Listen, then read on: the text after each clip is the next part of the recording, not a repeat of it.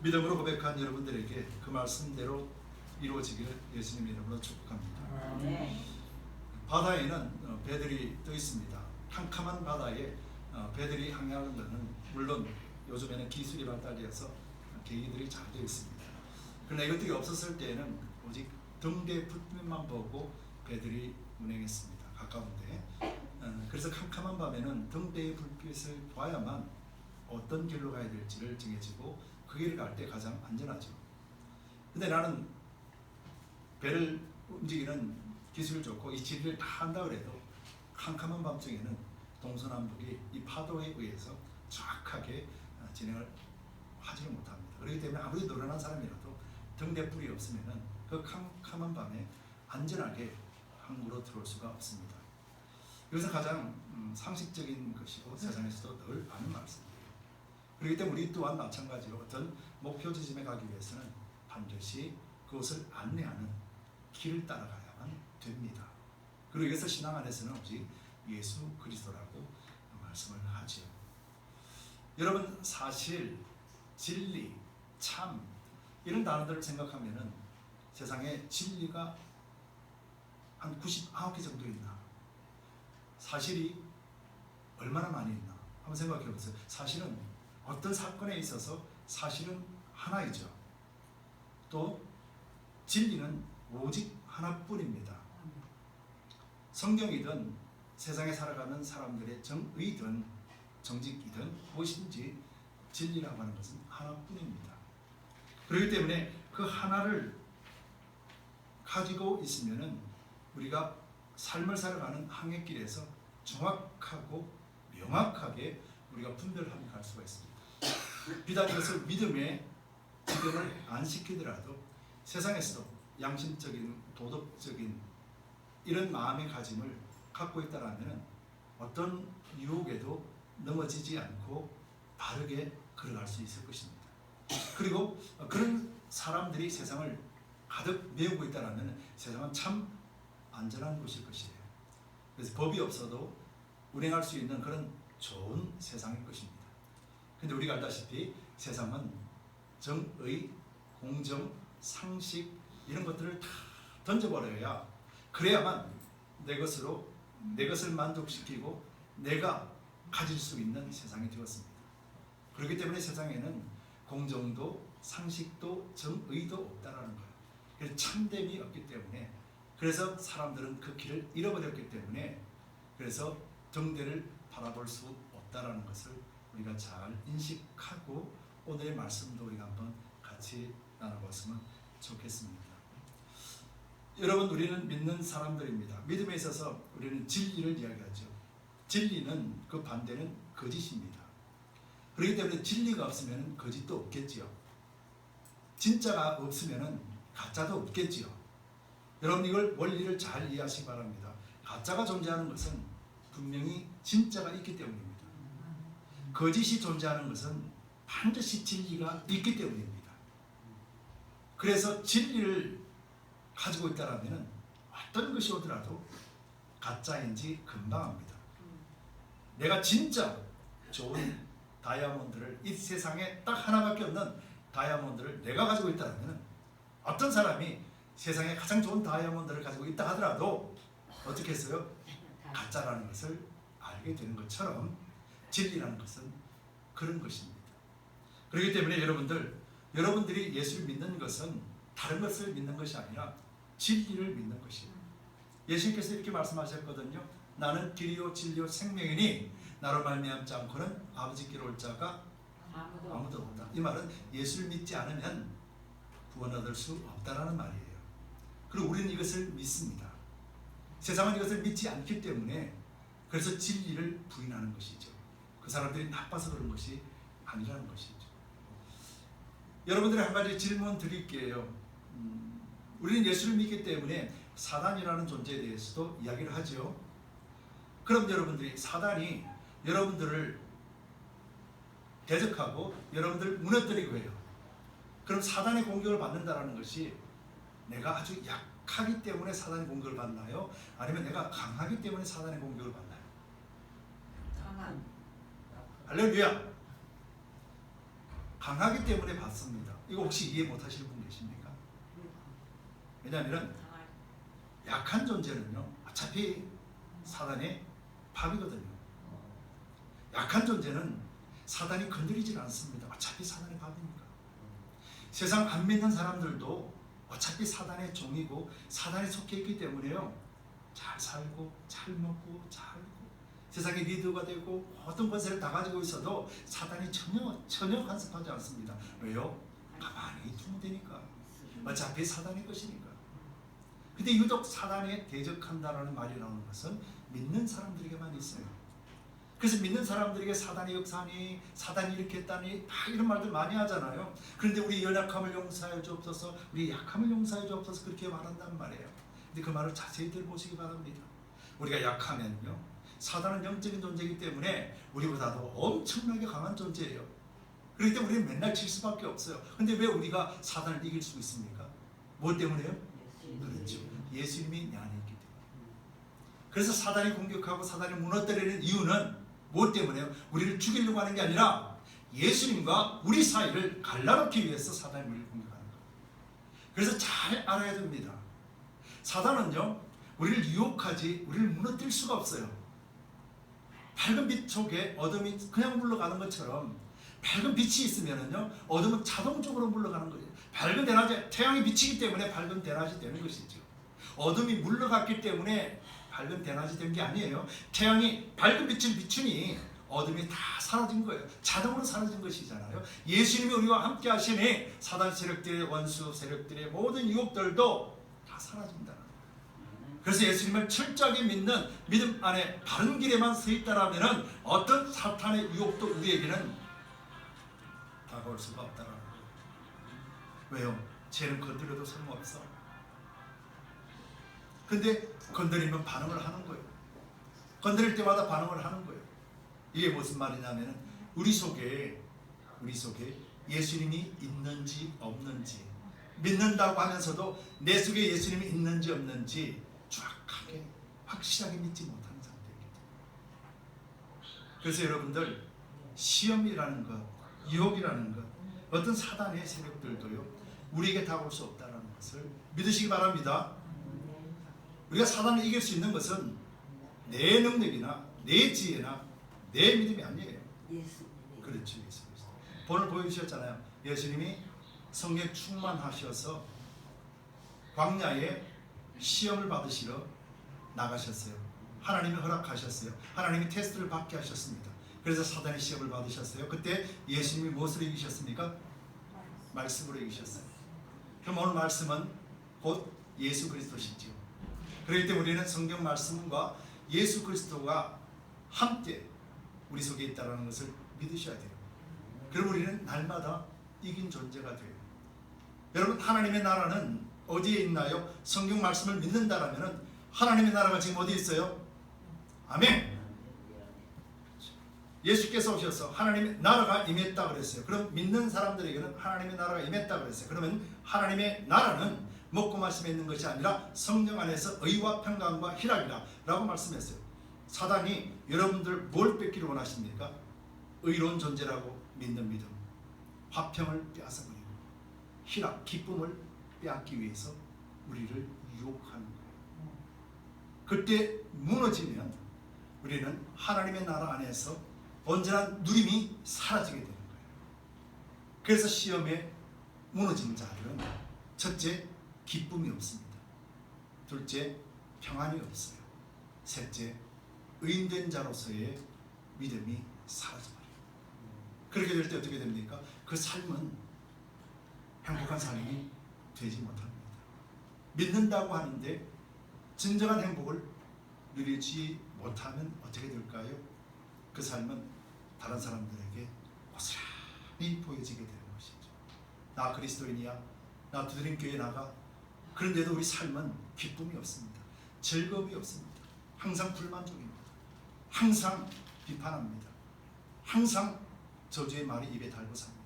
항상 부정한 생각과 부정한 말을 합니다. 이것이 우리가 하나님을 믿는 믿음 안에서 승리하지 못하고 떨어져 버렸기 때문입니다. 그래서 여러분 우리가 사단의 세력에 무너지는 것은 우리 믿음이 약해서가 아니라 내가 원하는 것을 갖고 싶어서 하나님을 떠난 것이에요. 여러분 이거 잘 이해하시기 바랍니다. 나는 하나님을 믿습니다. 그런데 하나님이 원하시는 것은 우리가 하지를 않습니다. 하나님이 원하시는 것은 싫습니다. 시간과 돈과 노력과 수고 다 해도 인정도 받지 못하는 그런 것입니다. 심지어는 내가 죽어야 됩니다. 우리는 그런 길 가고 싶지 않습니다. 그렇죠? 근데 우리는 믿는다 합니다. 근데 우리는 구원받았다라고 말합니다. 이것이 지금 거짓에 속아서 무너진 것의 증거라는 것을 여러분들 꼭 기억하시기 바랍니다. 오늘 말씀은 바로 지금 이 말씀을 하는 거예요. 고린도후서는 교회에게 이상한 이론, 거짓된 자들, 우상들, 거짓말하는 자들에게 무너져 가고 있습니다. 그때 지금 베드로 사도는 오직 하나님 안에 너희가 이기고 승리한 그것 놓치지 말라는 거예요. 그 자리를 떠나지 말라는 거예요. 떠나지 않는 것이 이긴다 이렇게 말하면서 거짓된 자들은 어떤 사람이었는가? 우리 지난주에 살펴봤잖아요. 거짓되고 우리를 유혹하고 무너뜨리고 자기 욕심에서 우리를 무너뜨리는 자들은 이미 저주의 자식이라, 이미 사단으로 하나님으로 심판이 이미 정해진 자들이다. 그렇기 때문에 여러분 우리를 무너뜨리는 자는 거짓입니다. 우리를 흩어지게 하는 자는 거짓입니다. 그렇기 때문에 거짓은요 우리를 분열하게 하고 혼란 속에 두어버립니다. 참은요 하나가 되게 하고 한 몸을 이루게 하고 명확하게 하십니다. 이것이 참이에요. 여러분 그렇기 때문에 어떤 모임이든 어떤 집단이든 가정이든 교회든 하나가 되지 못하고 분열이 생긴다거나 분명하지 않고 불분명하다면 이것은 하나님이 함께 하시는 것이 아니라 각기 옳은 소견대로 자기 욕심에 따라 가기 때문이라는 것을 여러분들 잘 보시고 인정하시기 바랍니다. 하나님이 함께 하시는 것은요 언제나 하나를 이룹니다. 하나님이 함께 하시는 것은요 언제나 분명합니다. 선이 분명하고 길이 분명합니다. 그래서 좌로나 우로나 치우칠 수가 없습니다. 분명하기 때문에. 오늘 본문 가지고 말씀 제목이 거짓을 분별하라. 그 두 번째로는 거짓의 결과는 혼란과 분열이라는 거예요. 여러분 가장 좋은 예로 예시를 들어볼게요. 우리는 한국 사람이에요. 근데 한국의 지금 상황을 한번 보시기 바랍니다. 어떻게 되어 있나요? 하나가 되었나요? 둘로 나뉘어져 있나요? 그러면 참과 진리보다 거짓이 더 힘을 발휘하고 있는 건 아닐까요? 여러분 있는 상황 속에서 우리는 무엇이 진리인가? 무엇이 참인가? 백성을 위하고 백성이 안위를 누리며 백성이 편안한 삶을 살게 하는 것이 국가가 존재하는 것이고 리더가 존재하는 것이 아니겠습니까? 거짓은 자기 욕심에 따라서 그들을 짓밟고 자기 배만 불리는 것이라 성경이 말씀하고 있어요. 그렇다면 우리는 지금 현상을 보면서 바르게 분별할 수 있지 않겠습니까? 여러분 그렇기 때문에 우리는 지나간 시간들을 통해서도 오늘 우리가 어떻게 살아야 되고 내일 어떻게 될 건가에 대해서 분명히 알 수가 있어요. 우리는 과거의 역사들이 그냥 흘러간 시간이 아니라 그 역사를 기준으로 해서 모든 삶들이 진행이 되고 있다는 사실을 여러분 아시기 바랍니다. 역사는 오늘의 거울이 되는 거예요. 그래서 역사를 잘 알면은요, 우리는 오늘의 잘못된 과거를 범하지 아니하고 내일의 좋은 결과를 얻을 수가 있습니다. 이것이 사람의 사는 모습에도 똑같고요.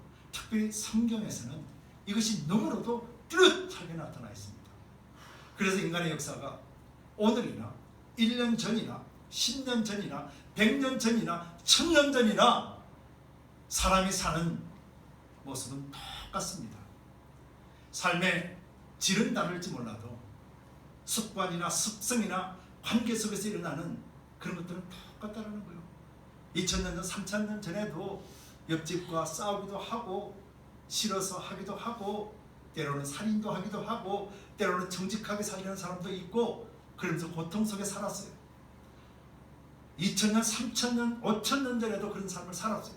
근데 오늘도 역시 똑같은 삶을 살고 있습니다. 그때는 엄청난 빌딩도 없었고 자동차도 없었지만은 똑같은 모습으로 살고 있었던 거예요. 근데 어떤 결과를 맞이했는가? 우리는 잘 보시기 바랍니다. 성경 안에서 어떤 결과를 맞이했는지를 잘 보시면 오늘 우리가 그리스도인으로서 어떤 삶을 살아야 되는가 분명하고 명확하게 우리는 알게 되는 것이죠. 여러분, 베드로는 오늘 본문을 가지고 그 말을 하고 있어요. 지금 오늘 본문을 보면은 베드로가 이렇게 말합니다. 거짓된 자들을 조심해라. 거짓된 자들은 이런 자들이다 라고 말하며, 그러니 너희는 거짓에 무너지지 말라 라고 하면서 거짓에 무너져버린 좋은 예시를 지금 발람이라는 사람을 통해서 베드로는 제시하고 있는 거예요. 하나님의 사람이었다가 타락으로 걸어가서 점점 변질되어서 결국은 요소에게 목숨을 잃고 마는 단계까지 보이는 인물이 발람이라는 거예요. 그렇기 때문에 과거의 모습 속에서 하나님이 어떻게 행하신 것을 너희는 보고 지금 굳건히 너 믿음 안에 서라 라고 말씀합니다. 이게 오늘 본문의 내용이에요. 그래서 오늘 본문을 살펴보면 이렇습니다. 15절에 저희가 바른 길을 떠나 미혹하여 부올의 아들 발람의 길을 쫓는도다. 그는 불의의 싹을 사랑하다가 자기의 불법을 인하여 책망을 받되 말 못하는 나귀가 사람의 소리로 말하여 이 선지자의 미친 것을 금지하느니라. 이거 아시죠? 민수기에 보면은 발람이라는 선지자가 있습니다. 발람은 이방인입니다. 유대인이 아니에요. 그러나 하나님이 발람을 통해서 하나님은 사용하셨습니다. 근데 그 시대에 발람이 좀 유명했나 봐요. 왜냐하면 이 발락이라고 하는 모압 왕이 있는데 그 발락이라고 하는 모압 왕이 발람이라고 하는 선지자를 초청합니다. 왜 초청하냐면 저 사람이 저주를 하면 저주가 되고 축복을 하면 축복이 된다는 것을 이 발락이 믿기 때문에요. 그럼 그 시대에 보면은 발람이라는 선지자는 요즘 말로 하면 잘 나가는 사람이었더라는 거예요. 근데 왜 그를 초청했는가? 이것은 이제 이 본문 안에 다 나와 있는 내용인데 여러분들 읽으면 잘 몰라서 해서 제가 설명해 드릴게요. 이스라엘 백성들 이야기합니다.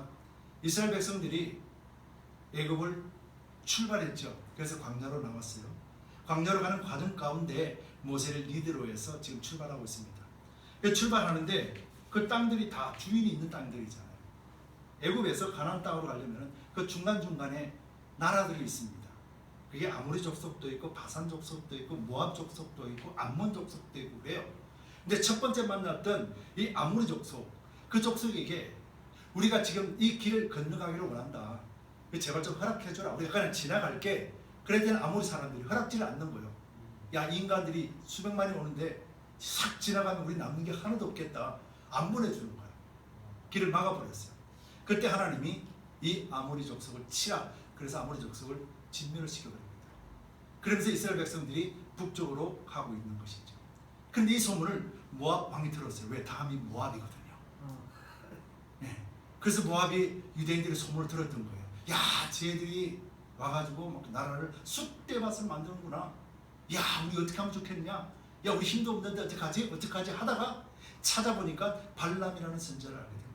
그래서 발락이 귀족을 보냅니다. 발람을 데려오라. 그가 저주하면 저주할 것이고 그가 축복하면 축복할 것이니까 내가 발람을 데려와서 이스라엘 저 민족을 저주케 하리라 라고 발락이 작정하고 발람을 초청합니다. 그래서 귀족들을 보냅니다. 많은 물질을 가지고 발람이 집에 찾아갑니다. 그랬더니 발람이 누구세요? 그랬더니 우리는 발락이라는 왕이 보냈는데 우리 갑시다. 2차 저차해서 당신을 모셔가오니 갑시다. 그랬던 거예요. 그랬더니 이제 발람이 그때까지만 해도 성령에 충만했던가 봐요. 그래요? 잠깐 기다려보세요. 내가 하나님께 기도해보고 올게요. 그래서 들어갔습니다. 그래서 기도합니다. 기도했더니 하나님은 그럽니다. 가지 말라. 이렇게 응답을 주셨어요. 민수기에 나와 있는 내용이에요. 제가 소설 쓰는 거 아닙니다. 그러니까 나가서 하나님이 허락지 아니하셨다. 돌아가라. 그랬어요. 그러니까 귀족들이 다시 왕에게 돌아왔습니다. 왕이 답답합니다. 저 사람을 데려와야 되는데 이번에는 더 높은 귀족을 보냅니다. 더 많은 물질을 함께 보냅니다. 그러면서 또 딱딱 두드립니다. 이렇게 누구세요? 예, 우리가 또 왔습니다. 그랬더니 이때 발람이 어떤 현상을 보이냐면은 이미 하나님이 응답을 주셨잖아요. 가지 말라 그랬어요. 근데 발람이 무슨 선택을 하냐면은 잠깐 있어봐. 내가 또 기다리고 올게. 여러분 어떻게 느끼세요 이걸? 하나님이 한번 응답 주셨는데 그 응답에 또다시 더 큰 것이 오니 하나님 앞에 기도한다. 여러분 어떻습니까? 그래서 발람이 기도하러 갑니다. 그때 하나님 뭐라고 하냐면 따라가라라고 해요. 참 이상하죠? 따라가라 하면서도 뭐라고 말씀하시면 너는 반드시 내가 주는 말을 전하라. 이렇게 표현했습니다. 그래서 두 번째는 발람이 따라갑니다. 따라가는데 나귀를 타고 가요. 나귀를 타고 가는데 한참 가다 보니까 나귀 눈에 앞에 천사가 금을 들고 서 있는 거예요. 발람의 눈에는 안 보입니다. 그것도 민수기에 나와 있어요. 나귀 눈에는 보인 거예요. 그랬더니 나귀가 깜짝 놀랍니다. 그랬더니 말을 타고 가든 나귀를 타고 가든 발람도 깜짝 놀랐을 거 아니에요. 그래 깜짝 놀래가 어디를 떨어지냐 밭으로 들어가 버린 거예요. 그랬더니 이 말이 왜 이러냐 하면서 때렸어요. 그랬더니 가고 싶은데 갈 때마다 검을 들고 있는 천사가 눈앞에 보이니까 나귀가 못 가고 벽 쪽으로 붙어버렸어요. 그랬더니 어떻게 돼요? 이 발람의 다리가 벽에 끼어가지고 스크래치가 난 거예요. 그 열이 받아가지고 말을 막 때리기 시작했어요. 그때 하나님이 말에게 말을 하게 만드는 거죠. 네가 왜 나 자꾸 때리느냐 이거. 나도 가고 싶은데 무서워서 못 가겠다 라고 하면서 이렇게 이야기하는 거죠. 그러면서 천사가 얼굴을 발람에게 보여줍니다. 그럴 때 발람은 두려워 떨면서 앞에 무릎 꿇죠. 그럴 때 천사가 너는 하나님의 말만 전하라. 확실하게 그에게 보여주는 거예요. 그게 오늘 본문에서 자기의 불법을 인하여 책망을 받되 말 못하는 나귀가 사람의 소리로 이 선지자의 미친 것을 금지하였느니라는 내용의 설명이에요. 자, 그래서 이제 나귀를 타고 발람은 발락으로 갔습니다. 발락 왕으로 갔어요. 여러분 발락, 발람, 발람, 발락 이렇게 좀 헷갈리죠? 예, 발락 기역자로 붙인 게 나쁜 놈이고요. 발람 미움 붙인 사람이 선지자예요. 그렇게 기억하시면 돼요. 그래서 발락에 갔습니다. 발락에 갔더니 발락은 이 모압 왕이거든요. 근데 그이는 바알 신을 섬겼어요. 그랬더니 이 발람이 오니까 얼른 데리고 바알 신전으로 데리고 들어갑니다. 거기서 기도하는 거예요. 그래서 제사 지내면서 저 이스라엘을 저주하라. 그랬더니 발람이 들어가서 합니다. 왜요? 하나님이 너는 내 주는 말만 하라고 했으니까 들어갑니다. 이방 신전에 들어가서 그 기도하는 그 중에 발람이 갑자기 춤을 춥니다. 막 찬송을 부르기 시작하는 거예요. 그래서 뭐라고 그러냐면 이스라엘을 축복할지어다. 이스라엘을 축복할지어다. 이스라엘을 저주하는 자는 저주를 받을 것이며 이스라엘은 내가 선택한 것이며 이스라엘은 복을 받을 것이다. 저주하라 그랬더니 이스라엘을 축복하고 있는 거예요. 그랬더니 발락이 어떻게 됩니까? 놀래가지고 이 인간이 비싼 돈 들이고 왔더니 발람이 이스라엘을 축복하네. 저주하라 그랬더니 축복하네. 그럼 다시 어디로 가냐면 산으로 데리고 올라가는 거예요. 그래서 저 봐. 쟤들을 저주하란 말이야. 그랬더니 또 거기서 우상을 섬기는 제단을 쌓습니다. 또 기도하니까 발람이 또 춤을 춥니다. 또 찬양을 하는 거예요. 또 저주를 하는 것이 아니라 축복을 하는 거예요. 무려 4번을 그래요. 그랬더니 발락이 이제는 포기를 했나 봐요. 야, 그냥 네 집으로 가라. 그래서 발람이 자기 길로 갔습니다. 이것이 민수기에 끊어지는 이야기예요. 그런데 그 뒤에 사건이 어떻게 됐을까? 근데 오늘 본문에도 그렇고 성경에 여러 가지를 보면은 발람의 길을 쫓다가 멸망했다라는 말을 많이 해요. 근데 그거 어디서 나타나느냐? 결국 여호수아서에 보면요. 여호수아서 13장 21절. 여호수아 군대가 가나안 땅으로 들어갔을 때 그때 이렇게 말합니다. 이스라엘 자손이 그들을 도륙하는 중에, 즉 땅을 차지하는 중에 부올의 아들 술사 발람도 칼날로 죽였더라. 즉 이 말은 무슨 말이겠어요? 발람이 하나님을 결국은 거역하고 거짓된 자가 되었더라는 말이에요. 그 결과가 어떻게 되느냐? 민수기를 자세히 보면은 이스라엘 백성들이 완전하게 타락을 경험하게 돼요. 즉 발락이 그 이후에 성경 기록하고 있지 않지만은 발락이 발람에게서 꾀를 얻은 거예요. 엄청난 돈을 주고 쉽게 말하면은 부귀영화를 주고 그에게서 이스라엘 백성을 저주하라고 하는 그런 계획을 줬습니다. 그리고 그 계획에 실행에 옮깁니다. 어떻게 옮기느냐면은 그곳에서 모압 여인들의 가장 이쁜 여인들을 모집합니다. 얼마나 이쁠까요? 화장도 멋지게 합니다. 그리고 잔치를 벌이는 거죠. 여러분 생각해 보세요. 이스라엘이 430년 애굽에서 종살이 하다가 나와서 40년 동안 광야 생활합니다. 그들이 화장한 여자를 본 적이 있을까요? 이쁜 여자를 본 적이 있을까요? 모든 분들이 사막에서 메말라 버린 그런 여인들밖에 보지 못했어요. 사막에서 술을 먹었을까요? 근데 모압 발락이 그 향연을 버리는 거예요. 술판을 버려놓고 잔치를 버려놓고 이쁜 여인들을 등장시킵니다. 그리고 이스라엘 자손, 이 젊은 사람들을 초대합니다. 근데 이것부터도 성경에서는 그들과 함께 하지 말라고 그랬거든요. 근데 그들은 이미 마음이 변질이 되어져서, 그래서 그들이 이제 그 초청에 응합니다. 그리고 그날 밤에 술이 그나하게 취하니 가뜩이나 화장하고 향수를 뿌린 여인들이 얼마나 이뻤겠습니까? 그래서 그날 저녁에 그 이방 여인들과 엄란한 환락의 잔치를 벌입니다. 그리고 그것만 끝이 아니라 그 여인들이 미리 계획적이었잖아요. 그 이스라엘 자손들로 하여금 자기 우상 바알의 우상에게 절을 하게 만들어버린 거예요. 그래서 이스라엘이 사람들이 그곳에서 절을 하게 됩니다. 나중에 그 사건을 하나님이 진노하시면서 그때 그들을 죽이라 그랬으면서 그때 죽인 인원이 23,000명이었어요. 지금 베드로가 지금 그 이야기하는 거예요. 그 이야기를 지금 오늘 말씀 전체에서 이야기하는 거예요. 재미없으시죠? 구약 좀 읽읍시다. 읽으면 재밌어요. 모르니 재미없죠. 예. 자, 그래서 이렇게 이야기합니다. 17절에 이 사람들이 누구예요? 발람, 그리고 또 여인들, 유혹하는 새들, 거짓말하는 자들 이야기하는 거예요. 거짓된 자들 이야기하는 거예요. 이 사람들은 물 없는 샘이요. 물 없는 샘이라는 것이 무엇일까요? 여러분, 사막에는 오아시스가 있잖아요. 우리도 오아시스 모임이 있듯이 사막에는 오아시스가 있어요. 그 갈증을 느끼고 오아시스라고 갔는데 물이 없으면 어떻게 될까요? 예, 어떤 유익도 줄 수 없다는 거예요. 우리가 어떤 소용도 없다는 거예요. 물 없는 샘이라는 거예요. 그냥 겉만 번지를 하다라는 거예요. 거짓은 그런 존재라는 거예요. 그러면서 광풍에 밀려가는 안개는요 자욱하고 아름답겠지만은 광풍에 밀려간다는 것은 금방 사라져버린다는 거예요. 거짓은 물이 없는 샘이요 금방 사라져버리고 마는 존재라는 거예요. 근데 거짓에 넘어가 버린다는 거죠. 그러면서 이렇게 말합니다. 저희를 위하여 캄캄한 어두움이 예비되어 있다. 즉 심판, 마지막에 예비되어 있다는 거예요. 그래서 저희가 허탄한 자랑의 말을 토하여 미혹한 데 행하는 사람들에게 겨우 피한 자들을 엄난으로서 육체의 정욕 중에 유혹하여, 지금 제가 설명드린 그 내용이 이 내용이에요. 미혹한 데 행하는 사람들에게서 겨우 피한 자들이라고 했잖아요. 애굽에서 겨우 피했다라는 말이에요. 그래서 하나님의 백성으로 이제 겨우 믿음 가운데 서가는 자들을 유혹하여서, 어떻게 유혹했어요? 육체의 정욕 중에서 유혹하여 그 여인들을 통해서 엄란함을 통하여 우상에게 절하게 만들었다. 저희에게 자유를 준다 하여도 자기는 멸망의 종들이니 누구든지 진 자는 이긴 자의 종이 됩니다.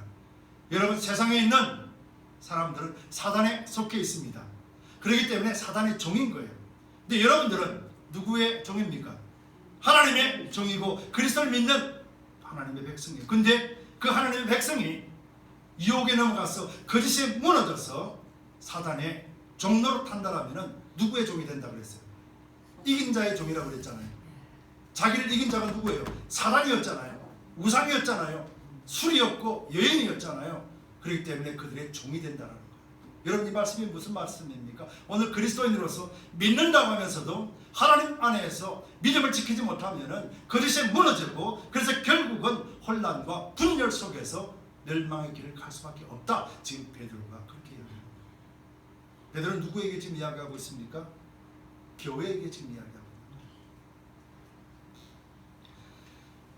저희가 자유를 준다 해도 그렇다는 거죠. 그래서 20절 21절에 보면은 참 중요한 말입니다. 만일 저희가 우리 주 되신 구주 예수 그리스도를 알므로 세상의 더러움을 피한 후에, 여러분들 이야기하는 거예요. 믿고 난 뒤에 세상의 사단으로부터, 우상으로부터 더러움을 피한 후에, 즉 이 말은 우리가 이제 거룩한 하나님의 아들의 나라로 옮기운 바 되었다고 성경 말씀하고 있잖아요. 지금 우리가 옮겼잖아요. 그런 후에, 옮기운 후에 다시 그 중에 얽매이고 지면 그 나중 형편이 처음보다 더 심하리라. 이 말이 무슨 말인지 아시죠? 조금 전에 설명했잖아요. 이스라엘 백성이 겨우 하나님의 자녀가 되었는데 그 거짓에 넘어가서 술 먹고 엄탐하고 우상의 절함으로 말미암아 그 형편이 어떻게 됐다고요? 애굽의 종살이할 때보다 더 못하게 되었다. 결국 그들은 죽었다 이 말이에요. 그러므로 우리가 그리스도인으로서 믿는다라면 이 믿음을 지켜야 될까요? 아니면 중도에 그만둬야 될까요? 어떻게 지킬까요? 예, 그것이 지금 21절, 22절 말씀이에요. 여러분 주목하시기 바랍니다.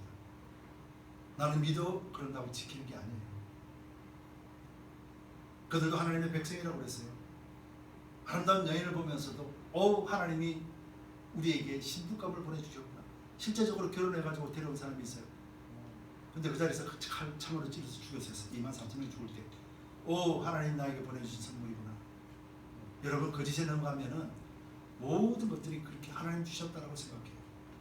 하나님은 우리를 무너지게 하기 위해서 주시지 않으십니다. 이렇게 이야기합니다. 21절, 22절 의의 도를 안 후에, 의의 도라는 것은 지금 우리에게는 말하는 것은 복음이에요. 예수님이에요. 복음을 안 후에, 예수님이 가르침을 안 후에, 구원받은 자가 된 후에 거룩한 명령을 저버리는 것보다, 거룩한 명령은 뭡니까? 예수님 우리에게 뭘 명령했었죠? 첫 번째요, 하나님을 사랑하라. 또 안의 이웃을 사랑하라. 우리는 하나님을 사랑하면 절로 던져버리고 우리끼리 사랑이라고 생각해요.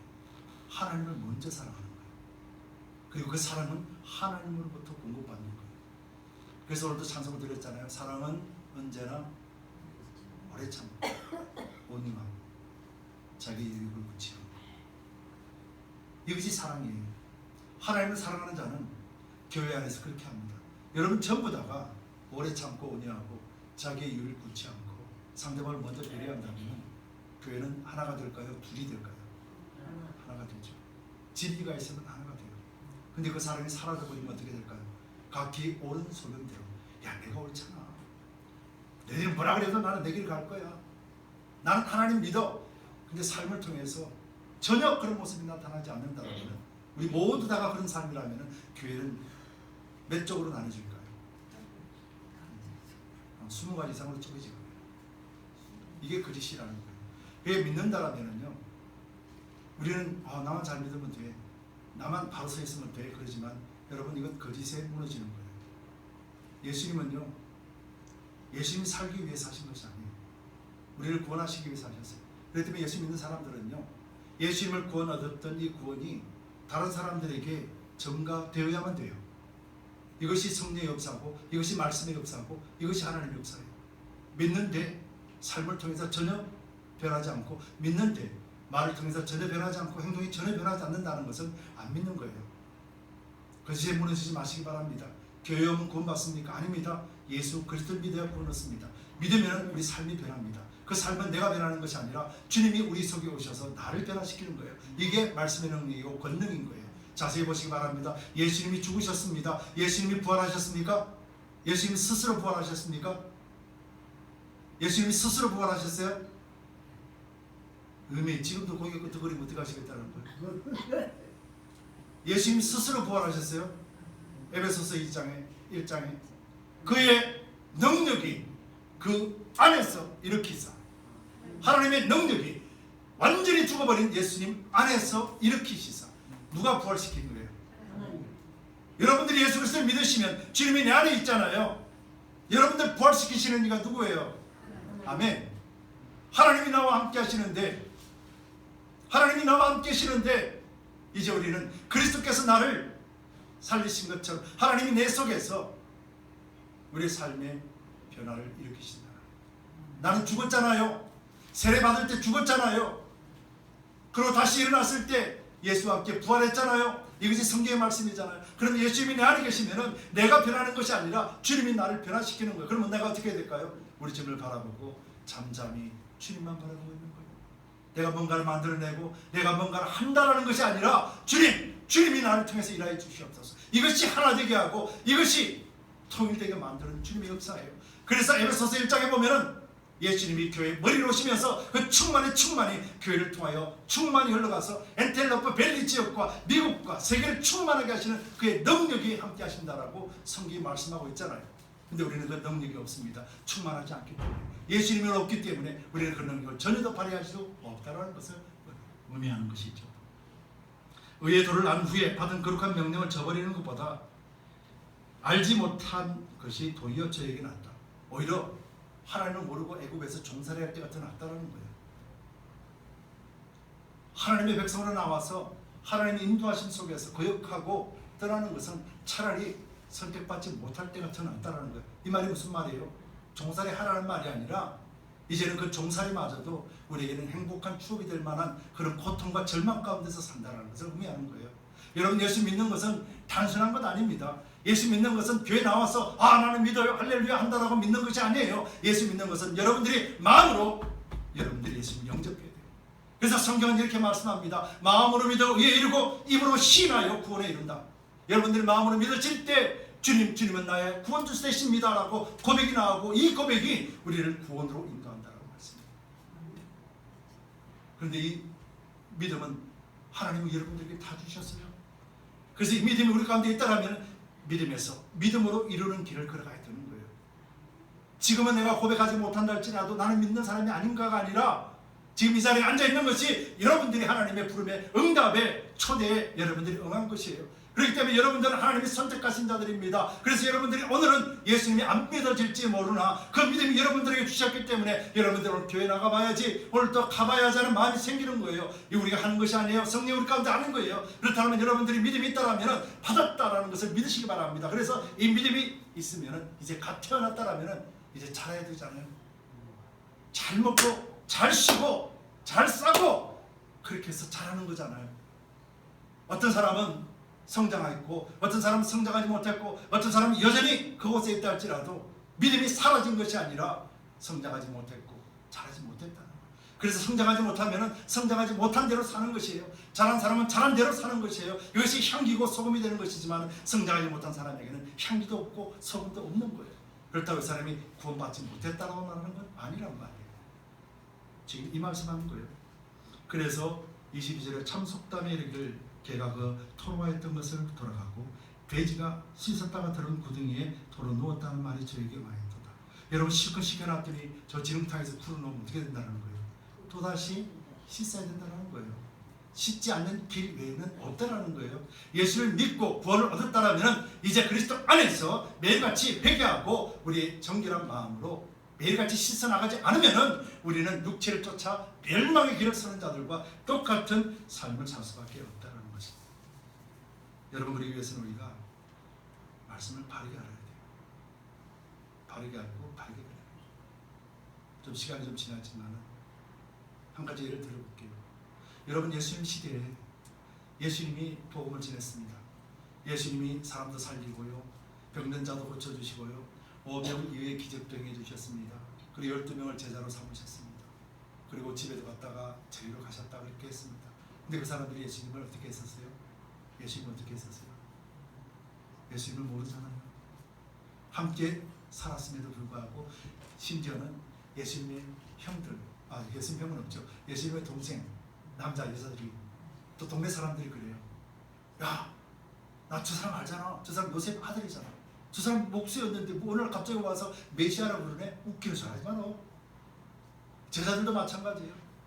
예수님이 메시아라는 사실을 받지를 못하는 거예요. 사람들은 어떨까요? 500의 기적을 행해줬어도 야, 저 사람은 우리보다 좀 나은 사람이구나. 저 사람 뭔가 특별한 것이 있구나. 근데 우리를 구원할 메시아로 전혀 알 수가 없고 알지도 못한다. 언제 알게 되었습니까? 오순절 성령이 나오는 뒤에야 비로소 그분이 우리를 구원하신 분이셨구나. 그래서 베드로가 담담하게 앞에 나와서 119명을 뒤로 세우고 너희들이 죽인 예수가 바로 우리를 구원하신 메시아다 탐나게 선포했지 않았습니까?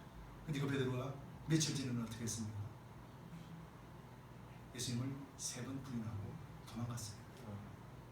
자, 이것을 왜 말씀드리냐면 여러분들이 예수님을 알지 못하면 언제든지 예수님을 떠나버릴 수 있다는 거예요. 이런 유혹들이 다가오면 여러분 언제나 무너질 수가 있다는 걸 의미하는 거예요. 여러분들에게 지금 각자가 요구하는 것은 다 다를 겁니다. 그러나 각자가 가장 절실히 원하는 것, 그거 지어주면요 우리는 혹하고 갑니다. 하나님 이번만 그럼 혹하버립니다. 그게 우리 신앙이에요. 근데 가면은 돌아오기가 어렵다라는 거예요. 그래서 애초에 가지 말아야 돼요. 하나님의 말씀이 주어졌잖아요. 너희는 가나안 안에 들어가면은 그 가나안 사람들과 혼인도 하지 말고 같이 관계도 하지 말라. 이미 모세로부터 명령을 받은 상태에서 들어왔어요. 근데 술을 차려놓고 이쁜 여인들이 있어서 초대하니까 얼른 가버렸습니다. 어떤 마음으로요? 아이고 이번 한 번만은. 근데 그 이번 한 번만이 그들이 죽음의 길로 갔더라는 거예요. 지금 베드로는 지금 그 이야기하는 거예요. 믿는 사람들에게 이번 한 번만은 없습니다. 믿는 사람들에게 이번 한 번만은 없습니다. 왜요? 하나님이 반드시 말씀을 하셨기 때문이에요. 너는 내 안에 가라. 내가 너 안에 가라. 그리하면 뭐든지 할 수 있을 것이다. 그러나 내가 나를 떠났으면 아무것도 할 수 없다. 분명히 말씀을 하셨어요. 하셨기 때문에 우리는 주님 안에 있어야 됩니다. 주님 안에 있으려면 어떻게 해야 됩니까? 바르게 서 있어야 되는 것이죠. 여러분, 우리가 바르게 하려면 바르게 서 있으려면 성경을 바로 알아야 돼요. 바로 믿어야 돼요. 간단한 질문 하나 해볼게요. 베드로가 지금 말하는 것, 사도 바울이 말하는 것, 너희는 경에 기록한 대로 너희는 예언의 말씀을 듣고, 이 말들은 다 구약일까요? 신약의 말씀일까요? 신약일까요? 구약일까요? 지금 그런 말 하면 안 되는데. 다시 질문이요. 베드로가 바울이 너는 하나님의 말씀 경에 기록한 대로 사사로이 해석하지 말고 성경이에요. 성경. 지금 베드로나 사도 바울이 말하는 성경은 구약을 말할까요? 신약을 말할까요? 그렇죠. 예, 베드로 시대 때는 신약이 있었어요? 없었어요? 없었는데 무슨 신약을 이야기하는 거예요? 사도 바울 시대 때는 신약이 있었어요? 없었어요? 없었는데 무슨 신약을 해석하는 거예요? 그래서 성경을 바로 알아야 된다고요. 성경은 제자들이 지금 말하고 있는 거예요. 제자들이 지금 성경을 기록하고 있는 거예요. 편지로서. 나중에 이후에 이걸 종합해서 정경을 만들고 성경을 만들었어요. 그래서 구약과 신약이 탄생이 됐어요. 그 당시에는 구약밖에 없었다는 거예요. 그러니까 우리가 말씀을 알아도 다르게 알아야 돼요.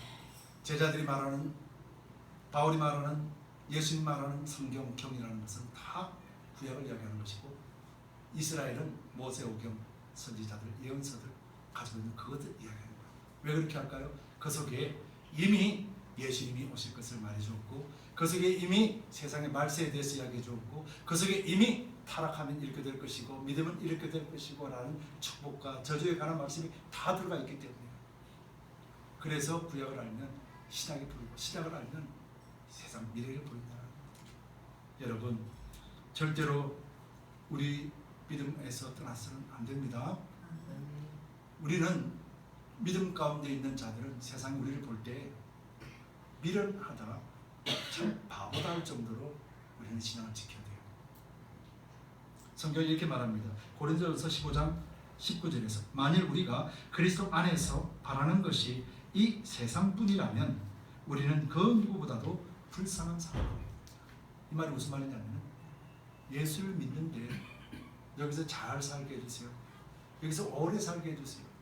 여기서 많이 가지게 살게 해주세요. 그러면서 주님 앞에 엎드려서 매일 기도하고, 그러면서 봉사하고, 그러면서 종교생활하는 사람들은 세상 안 믿는 사람들보다도 더 불쌍하다. 소망이 없다는 거예요. 왜 믿니? 그냥 안 믿고 나가서 열심히 살면 부자 되고, 건강히 운동하면 건강 찾고, 그리고 또 높은 자리에 올라갈 수도 있는데 왜 굳이 예수님 안에서 그걸 찾니? 이 말이거든요. 불쌍하다는 거예요. 헛되게 믿는 삶을 살지 말라는 거예요. 우리의 믿음의 소망은 뭡니까? 주님 다시 오실 그날을 바랍니다. 육체의 장막을 벗어버리는 날, 주님 앞에 완전한 천국을 경험하고, 그 천국 안에서 주님을 바라보며 할렐루야, 주님 앞에 서는 날을 기념하는 거고, 그것을 바라보는 것이 오늘 우리의 신앙의 목적이라는 거예요. 그렇기 때문에 여러분들, 말씀을 왜곡하지도 말고 말씀을 바르게 믿고 말씀 안에서 예수님이 우리에게 가르쳐 주신 것들을 바르게 알고 주님의 나를 변화시켜서 오직 주님의 역사를 통해서 사용하시기를 갈망하는 마음으로 서 있읍시다. 그래야 할 때 우리는 하나가 될 수 있고, 그래야 할 때 분명한 믿음의 길을 걸어갑니다. 여러분 잊지 마세요. 거짓은요 우리를 무너뜨리고 혼란스럽게 만듭니다. 그렇기 때문에 거짓을 잘 분별할 수 있는 유일한 길은 오직 진리 되신 예수 그리스도 한 분밖에 없다는 사실을 꼭 믿으시고, 한 주간도 이 믿음 가운데 승리하는 저와 여러분들 되시기를 예수 그리스도 이름으로 축복합니다. 기도합시다. 주님 감사합니다.